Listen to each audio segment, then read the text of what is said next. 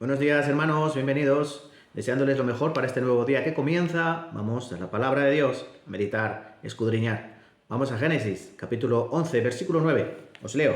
Génesis 11, 9.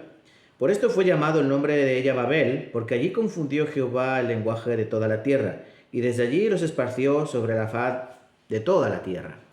Y vamos a Hechos, capítulo 2, versículo 4.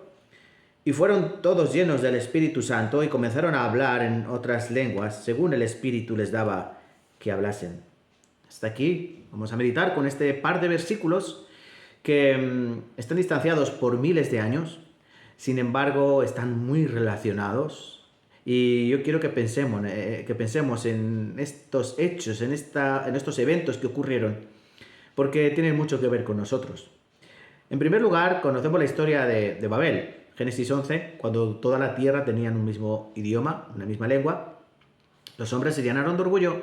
En lugar de hacer caso a la voluntad de Dios, que era llenar la tierra y volverla a sojuzgar, lo que hicieron los hombres fue juntarse en un solo lugar, que era la llanura de Sinar. Y allí decidieron hacerse un nombre, es decir, llenarse de orgullo, llenarse de altanería y poner a Dios a un lado. Decidieron construir una torre que llegase hasta el cielo.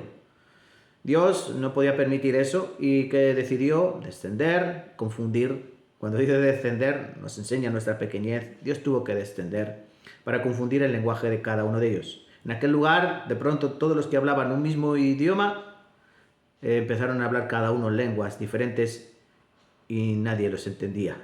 No se entendían entre ellos. Es curioso que esa palabra que aparece ahí, lenguaje, es un poco diferente la connotación a lengua. Porque cuando hablamos de lengua hablamos de idioma, cuando hablamos de lenguaje hablamos de la conjunción entre la lengua y el pensamiento, porque el pensamiento y la lengua están muy relacionados.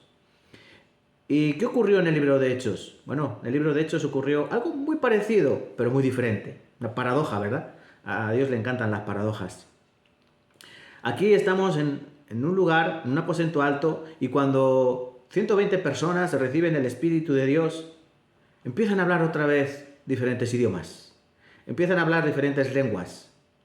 Pero aquí va a ser diferente, porque lo que en Babel sirvió para confundirles y para dispersarles, lo que ocurrió aquí en Jerusalén sirvió para unirles y para hacerles entender que el orgullo no sirve para nada, el orgullo humano es basura, y que nosotros al humillarnos, Dios nos va a dar lo más valioso, que es la salvación de nuestras almas. En aquel momento, cuando la gente escuchaban hablar a esos discípulos que habían recibido el Espíritu de Dios y los escuchaban en sus lenguas maternas, como dice el versículo 11, dice cretenses, árabes y otros cuantos lenguajes, dice, les oímos hablar en nuestras lenguas las maravillas de Dios. Qué hermoso es esto, hermanos, cuando esos idiomas que Dios utilizó para dispersarles y confundir su pensamiento, Dios lo iba a utilizar para unirles en un mismo amor, en un mismo entendimiento, que no era otro que la cruz de Cristo.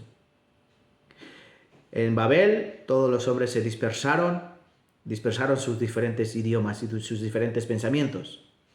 Aquí en Hechos capítulo 2, hace 2000 años, Dios utilizó esos idiomas para, como en su misma palabra dice, para que el Evangelio llegue desde Jerusalén, Judea, Samaria, hasta lo último de la tierra.